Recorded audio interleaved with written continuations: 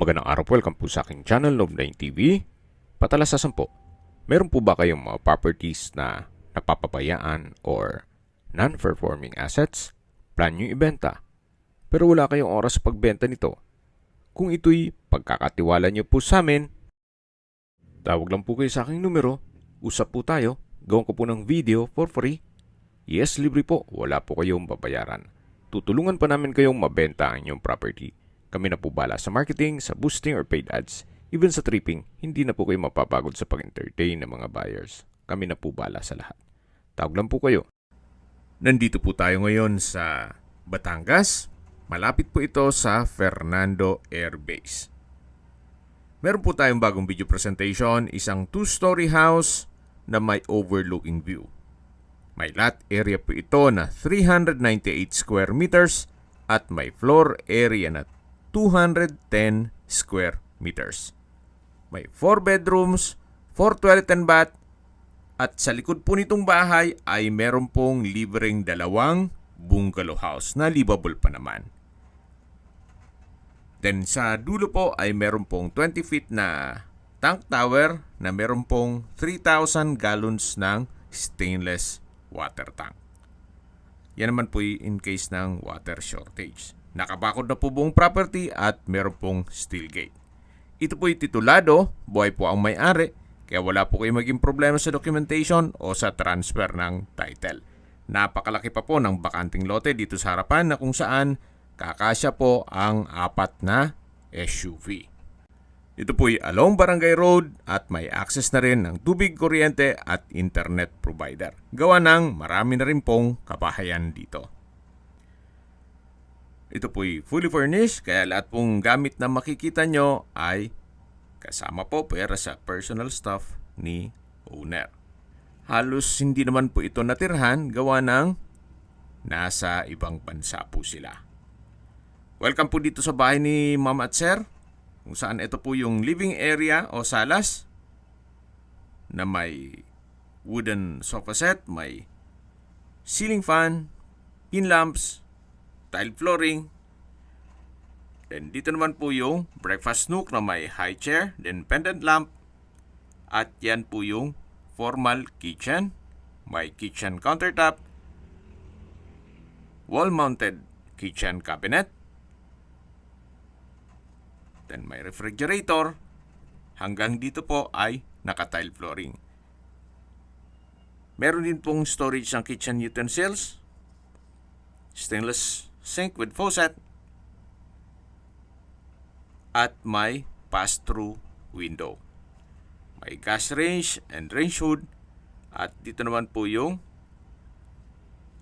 common toilet and bath na kung saan naka-PVC door po ito. Ito po yung shower room na may overhead shower, naka-tile bathroom wall at may wall-mounted stainless towel rack. Dito naman po yung banyo na may hand wash basin, then water closet, at ito'y naka-tile bathroom wall. Meron din pong bathroom window. Ito po yung access door papunta sa likod ng bahay na kung saan ito po yung tinutukoy ko na may dalawang bungalow house. Balik po ulit tayo dito sa loob. Dito naman po yung dining area na may dining set. Meron pong modern light fixtures. Maayos naman ang pintura ng ceiling at wall.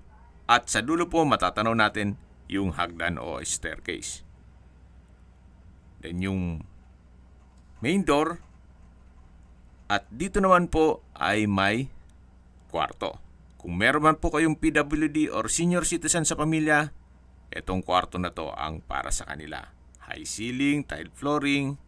Sa dulo po ay meron pong sliding window glass. At meron pong wardrobe. So ito po yung unang kwarto na naka-solid wood door. Labas po tayo. Yan po ulit yung living area o salas. Then dito naman po yung breakfast nook at yung formal kitchen. Then doon naman po yung dining area. Ito po yung hagdan na naka-wooden staircase, wooden handrail at tubular railing. May glass blocks po dito sa staircase na nag-serves as natural sunlight. Samahan niyo po ako, akyat po tayo. At nandito na po tayo sa second floor. Yan po yung common toilet and bath. Mamaya po check natin yan. Yan po yung hallway. Papunta sa balkonahe. At check po muna natin itong master bedroom. May split type aircon. Customized headboard. Owning type window glass. With blinds. Then wooden design itong tile flooring. At dito naman po yung walk-in closet na may drawer and dresser, wooden door, then tile flooring, at dito naman po yung banyo, toilet and bath na may hand wash basin, water closet with bidet. Ito naman po yung shower area na may shower curtain, may hot shower set, overhead shower, at may bathroom window. Naka-tile bathroom wall na rin po. So ito po yung walk-in closet at banyo ng master bedroom. So, wala na rin po kayong ipapagawa dito. Ang gandahan pa, meron pang aircon at may bed frame. Labas po tayo. Naka-solid wood door na rin po pala yan. Then, yan po ulit yung hallway. Ito po yung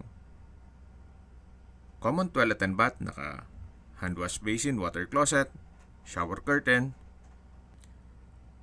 At dito naman po yung shower. Naka overhead shower, hot shower set, bathroom window, at tile bathroom wall. Meron din pong wall-mounted stainless towel rack at PVC door. So, dito naman po yung third bedroom na kung saan malaki naman ang spasyo. May split type aircon, may bed frame and mattress, naka-tile flooring, at maayos naman po ang pintura nito. Ito po yung fourth bedroom ng buong bahay. Meron pong sliding window glass, then blinds, tile flooring, at dito naman po yung access door papunta sa balkonahe. So mula naman po dito, meron pong Taal Lake View. Ito pong property ay nasa mataas na lugar. Ang estimated elevation above sea level ay 1,243 feet. Napakatahimik po ng lugar, sariwang hangin, at malamig po ang klima. Yan po yung Barangay Road, kaya accessible din po ito ng public transportation. Balik po ulit tayo dito sa loob. Yan po yung access door, naka-solid wood. Then dito naman po yung hallway. Yan po yung fourth and third bedroom. Then sa dulo naman yung master bedroom. At dito naman po yung hagdan na spiral stairs. Ito naman po ay papunta sa roof deck. Akyat po tayo. Then dito po sa taas ay may solid wood door. Then aluminum screen door. At nandito na po tayo sa PU deck. Naka-tile flooring, may tubular railing, then may kubo. Napakaganda po. Yan po, tunghayin nyo po itong kapaligiran kung saan napakaaliwalas. Yan po yung Taal Volcano at Lake. Then meron din pong overlooking view ng Mount Makulot. So zoom po natin ang Taal Lake. Then dito naman po sa kabilang side ay yung Mount Makulot. At habang pinagmamasdan niyo po ito, pag-usapan natin ang distance, location at travel time. Mula po sa Fernando Air Base, ang distance is 4.1 kilometers at ang travel time is 10 minutes. Mula naman po sa De La Salle at Robinsons Mall, Lipa, ang distance is 6.9 kilometers at ang travel time is 20 minutes. Mula naman po sa Lipa Medics Hospital, ang distance is 7.8 kilometers at ang travel time is 23 minutes. Yan po yung lagi kong binabanggit sa aking video na dapat nyo i-consider sa paghanap ng property yung meron pong malapit na hospital. Hindi ko naman po sinasabing sakitin kayo. Yan naman po for emergency purpose lang naman. At mula naman po sa SM Lipa, ang distance is 9.6 kilometers at ang travel time is 27 minutes. Mula naman po sa Manila o sa airport, ang distance is 78.3 kilometers at ang travel time is 1 hour and 20 minutes. Sa mga nag-skip po ng video, summarize ko lang po, may lot area po ito na 398 square meters. May floor area na 210 square meters. May 4 bedrooms, 4 toilet and bath. May view deck, fully furnished, at along Barangay Road. Tungkol naman sa dokumento nito, ito po'y titulado, buhay po ang may-ari, kaya wala po kayong maging problema sa documentation o sa transfer ng title. Halos hindi naman po ito natirahan ni owner gawa ng nasa ibang bansa po sila. At check na po natin yung tinutukoy ko na bungalow house. Ito naman po hindi na sinama sa computation sa pagpresyo ni owner. For free na po yan. At konting ayos lang po, pwede pong gawing guest house. Yan po yung common toilet and bath hanggang sa dulo po ang property. Okay, sa presyo na po tayo. Binebenta po ito ni owner sa halagang 9.8 million pesos net. Ibig mong sabihin, si buyer na po ang sasagot sa lahat ng taxes at expenses with regard to documentation. Ito pong kubo sa dulo ay hindi nakasama yan. Itong dalawa lang po. Itong maliit na yellow house at dito naman yung pangalawang bungalow house. Ito yung common toilet and bath, itong color orange, at yan naman po yung back view ng 2-story house. Matatanaw naman natin yung kubo. So may mga split type aircon na rin po. Kaya hindi nyo na kailangan magpalagay ng aircon. May libre na. Then dito naman po yung setback na papunta naman sa harapan ng bahay na kung saan pagdating po natin dito ay yung garahe na. At matatanaw naman yung steel gate. Kung may mga katanungan po kayo, tawag lang po kayo sa aking numero. At sa mga kababayan naman natin nasa ibang bansa, meron po akong WhatsApp, Viber, at Telegram. Same number lang po, 0917-316-3399.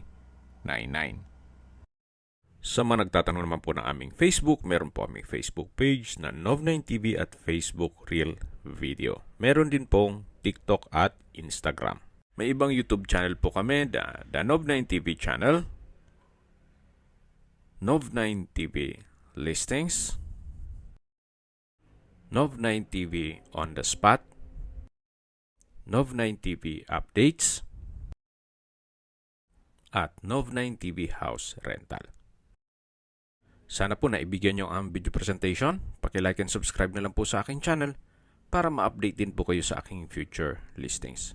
Kung sakali po hanap nyo yung mas malaking sukat ng lupa, meron din po kami ibang listings na pwede nyong pagpilian. Huwag po kayong mag-atubiling tumawag sa amin. Then, let us know your budget para malaman namin kung anong property pwede naming ilog sa inyo. Sa lahat pong viewers, subscriber at nagtiwala po sa amin, salamat po sa suporta. Ingat po kayo lagi at yung pamilya. Maraming salamat po.